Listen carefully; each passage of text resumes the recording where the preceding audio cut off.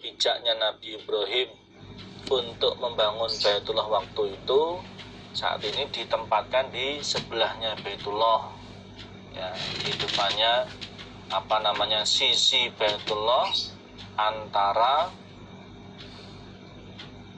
Hajar Aswad sampai Hijr Ismail, yang ketika orang haji, ketika orang tawaf itu disunnahkan menjadi rangkaian ibadahnya setelah tawaf 7 putaran di Baitullah dilanjutkan dengan sholat sunnah 2 rakaat di belakangnya makom Ibrahim. Makom Ibrahim itulah yang diceritakan di dalam hadis ini.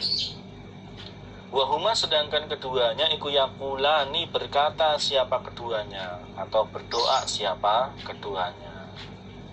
Ini ada di dalam surat Al-Baqarah ayat 127.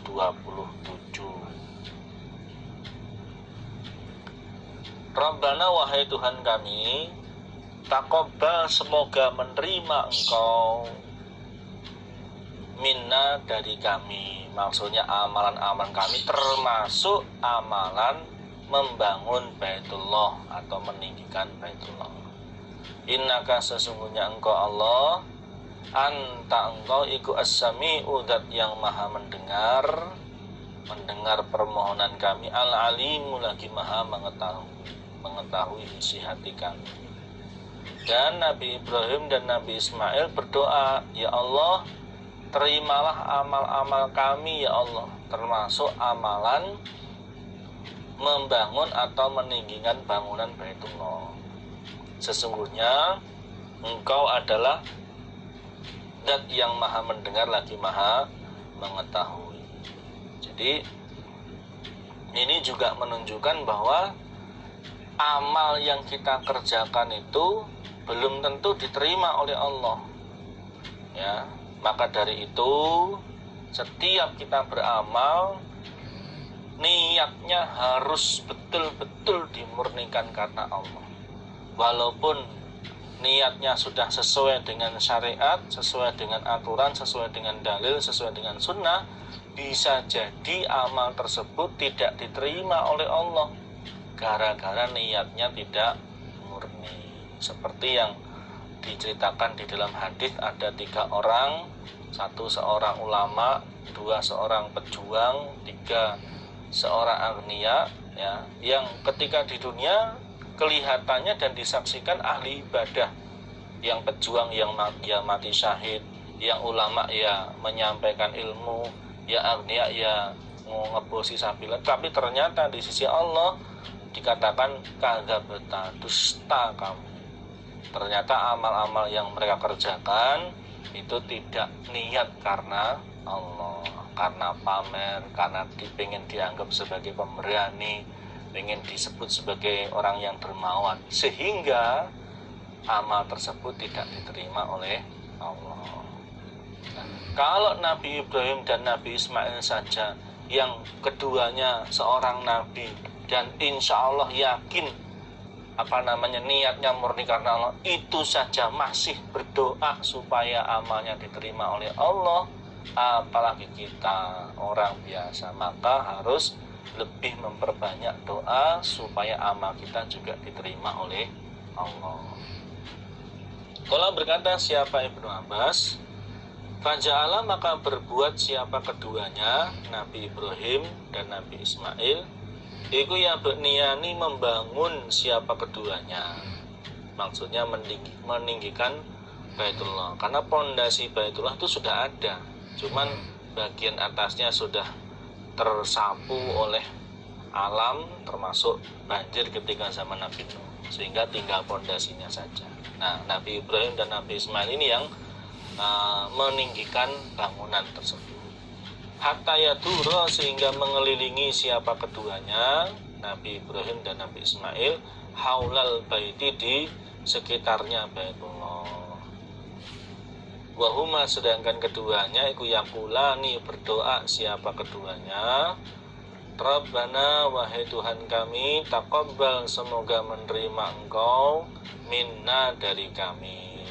menerima amal-amal kami, termasuk amalan meninggikan bangunan Baitullah.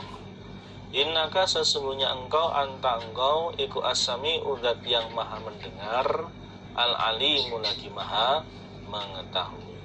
Jadi doa tersebut terus mereka berdua baca di saat membangun Baitullah sampai selesai. Babu qaulillah, bab firman-Nya Allah. Ini adalah bab firman-Nya Allah Ta'ala yang maha tinggi siapa Allah. Wa id ja'alna, dan ketika menjadikan kami Allah, wa id, dan ketika itu ja'alna menjadikan kami Allah al-baita pada Baitullah, masabatan sebagai tempat kembali, maksudnya tempat ibadah, tempat mencari pahala, linnasi untuk manusia.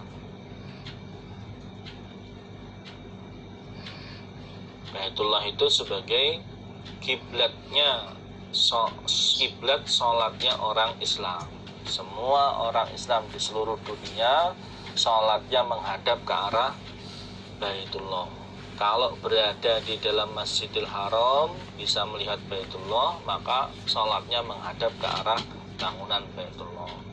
Kalau berada di luar Masjidil Haram, ya menghadap ke arah Masjidil Haram.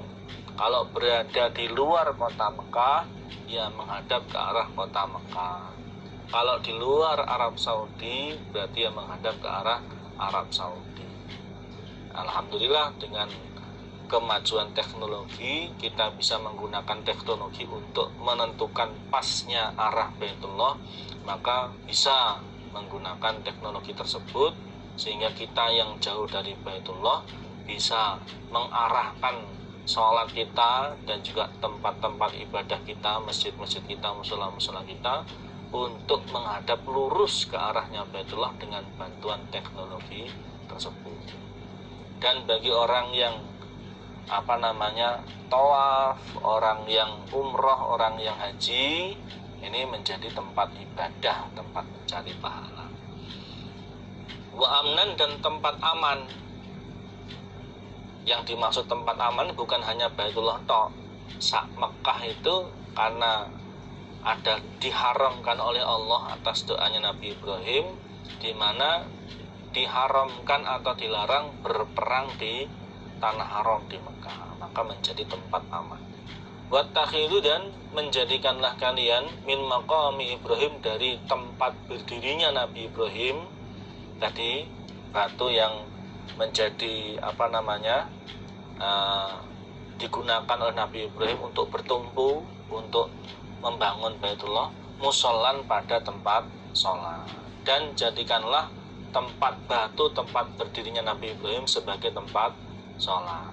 Prakteknya ini adalah sholat sunnah 2 rakaat di belakang maqam Ibrahim setelah tawaf 7 putaran di Baitullah. Surah Al-Baqarah ayat 125. Waqala, berkata siapa Ibnu Abi Hatim, akhbaruna Hasan ibnu Muhammad ibnu Sabbah, akhbaruna Abdul Wahab ibnu Atha, an ibni Juraid, an Ja'far ibni Muhammad, an Abi. Sami'a, mendengar siapa Abi, Jabiron pada Jabir, yuhadithu, bercerita siapa Jabir, an hajjatin Nabi, tentang hajinya Nabi sallallahu alaihi wasallam. Jabir bercerita tentang hajinya Nabi, yaitu haji wada, haji perpisahan tahun 10 Hijriah. Haji satu-satunya haji yang dikerjakan oleh Nabi. Kalau berkata siapa Jabir, lamma tafa, ketika telah tawaf berkeliling, siapa Nabi sallallahu alaihi wasallam, qala, maka bersabda, maka berkata, lahu, kepada Nabi, siapa Umar. Setelah Nabi selesai mengerjakan tawaf di Baitullah 7 putaran, Umar berkata kepada Nabi Ibrahim, matur kepada Nabi Ibrahim, kepada Nabi Muhammad, wahai Nabi Muhammad, hadza, adapun ini batu makom Ibrahim, iku maqamu abina, tempat berdirinya bapak kita, maksudnya Nabi Ibrahim. Umar berkata, wahai Nabi Muhammad, ini adalah tempat berdirinya bapak kita.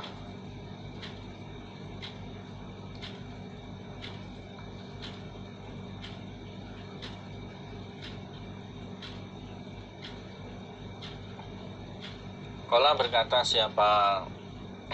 bersabda siapa Nabi, na'am, ya, memang ini adalah tempat berdirinya Nabi Ibrahim. Jadi waktu zaman Nabi, makom Ibrahim itu letaknya mepet dengan tembok Baitullah. Nah, pada masa Raja Saud itu letaknya makom Ibrahim agak dijauhkan dari Baitullah, tembok Baitullah, yang tujuannya agar orang yang tawaf itu bisa lancar mengitari Baitullah. Qala berkata siapa Umar, afala natakhiduhu, adakah maka tidak menjadikan kita hu pada makom Ibrahim? Adakah tidak menjadikan kita hu pada makom Ibrahim musallan, pada tempat sholat? Wahai Nabi, apakah kita tidak menjadikan makom Ibrahim ini sebagai tempat sholat? Umar bin Khattab usul seperti itu kepada Nabi Muhammad. Fa'anzala, maka menurunkan siapa Allah, azza yang maha mulia siapa Allah, wa jalla dan maha agung siapa Allah, ayat wattakhiru min maqami Ibrahim musalla. Wattakhiru, dan menjadikanlah kalian min maqami Ibrahim, dari tempat berdirinya Nabi Ibrahim, yaitu batu tempat berpijaknya Nabi Ibrahim ketika membangun Baitullah, musallan, pada tempat sholat. Prakteknya setelah bagi orang yang tawaf, ya, baik tawaf sunnah maupun tawaf umroh maupun tawaf haji, di situ setelah selesai tawaf 7 putaran di Baitullah, dilanjutkan dengan sholat sunnah di belakang makom Ibrahim. Sholat sunnah 2 rakaat di belakang makom Ibrahim, dan sebelum sholat membaca a'udzubillahi minasyaitonirrajim wattakhidhu min maqami Ibrahim musalla.